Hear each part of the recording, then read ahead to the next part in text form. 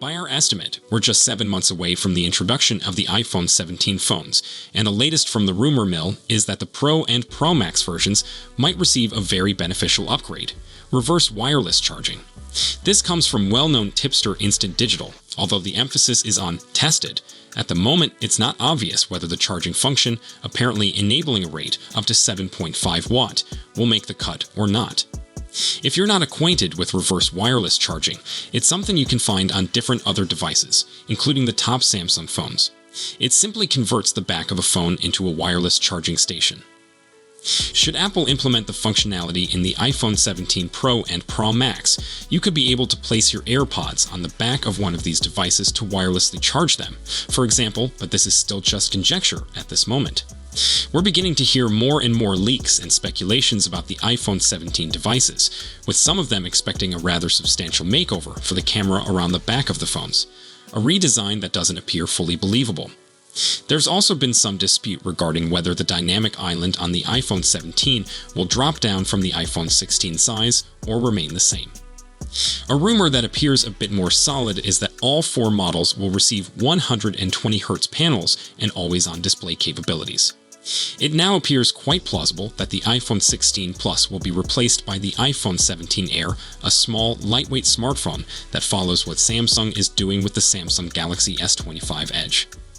In the meanwhile, we're still picking over the details of the newest iPhone, the iPhone 16e. While the device comes with several of the typical Apple Intelligence features we've seen previously, it is slightly weak in the photography area. After the Galaxy Edge, the iPhone 17 Air promises to be a huge departure in the Apple world, with a design that might shake up the standards set by the company for more than 15 years. According to the newest reports, this new ultra-thin model would provide previously unknown capabilities, including an entirely revised approach to the picture module. The most obvious alteration would be to the camera module, which would adopt a horizontal arrangement covering the whole width of the device. This technique, similar to the design of Google's Pixel devices, would signify a shift from Apple's typical vertical form. The module would incorporate a primary lens on the left, while a flash and microphone find their home on the right, producing a symmetry hitherto unseen on an iPhone. This new style might also be featured on the Pro models of the iPhone 17 range, as hinted by many renderings that have surfaced in recent weeks. Such a consistency of design across the whole range would reflect Apple's aim to significantly revamp the visual identity of its devices. The significant difference with the iPhone 17 Air would be its incredibly thin profile.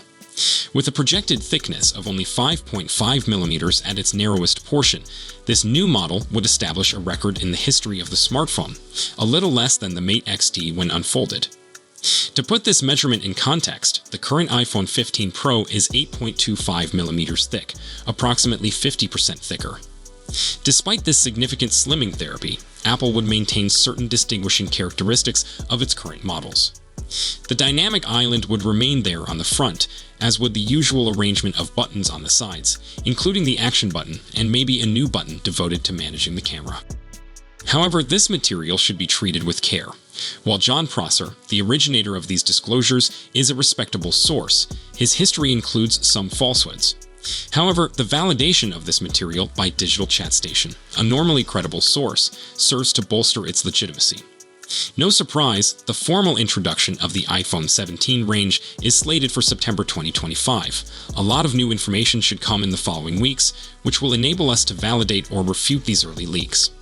Since the A18 and A18 Pro chipsets power the iPhone 16 and iPhone 16 Pro models, it stands to reason that the iPhone 17 range, including the Air, would move to the A19 system on chip.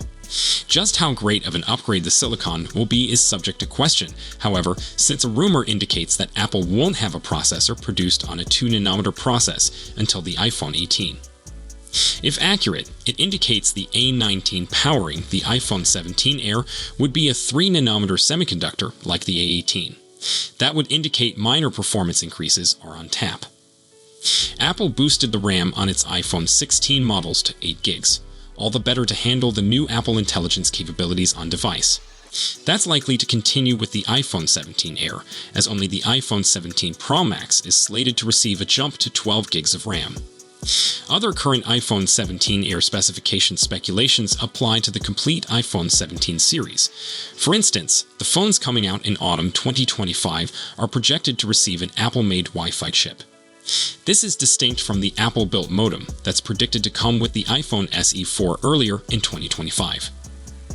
Battery speculations haven't truly materialized yet with the iPhone 17 Air. It's something worth keeping an eye on, since the thinner dimensions of this phone would make it tough to have as huge a battery as the 4,674 mAh power pack in the iPhone 16 Plus. That battery, along the efficient A18 chipset, helps the current Along gain a position on our top phone battery life list. A report encompassing all the iPhone 17 models claims Apple is researching into a new form of adhesive to keep the batteries of its phones in place. This adhesive would make it simple to remove the battery without needing much effort, a modification that would make it easier to replace your phone's battery. So, here is what we want to see. Slim is certainly in with phone manufacturers, since there's a report that Samsung is looking to emerge out with a slimmer S25 Ultra variant early next year. So how can Apple surpass the competition with an iPhone 17 Air? There are certain things that we want to guarantee aren't sacrificed on the altar of unachievable thinness. 1. Solid battery life. As we stated, the problem regarding any super thin design is that battery capacity would surely suffer. Even with a more efficient CPU, we question whether the iPhone 17 Air would be able to live as long as the Plus model it's replacing. Any move back would run contrary to the battery life advances Apple achieved with the iPhone 16 series. 2. Decent photography. With the iPhone 17 Air believed to feature a single 48 megapixels camera, this model might lack the versatility of current iPhones, which rank among the greatest camera phones you can purchase. We're hopeful that the iPhone 17 Air can still create outstanding shots, particularly in low-light circumstances. 3. Plenty of storage. If the iPhone 17 Air is as pricey as the early rumors imply, then Apple really had better not be intending to compromise on the onboard storage. The basic iPhone 16 Pro Max comes with 256 gigs of storage, while all other iPhone models among Apple's current flagships start at 128 gigs. That's not going to cut it for a phone with a premium price tag. It will be over a year before we see an iPhone 17 Air that gives plenty of time for other rumors to surface. And we're keen to find out more about this would-be model and what exceptional features it could offer to warrant what's supposed to be a hefty price tag. So, if you enjoyed this video, please don't forget to give it a thumbs up and subscribe to our channel for more exciting tech news and updates. Thanks for watching, and we'll see you in the next one. Goodbye.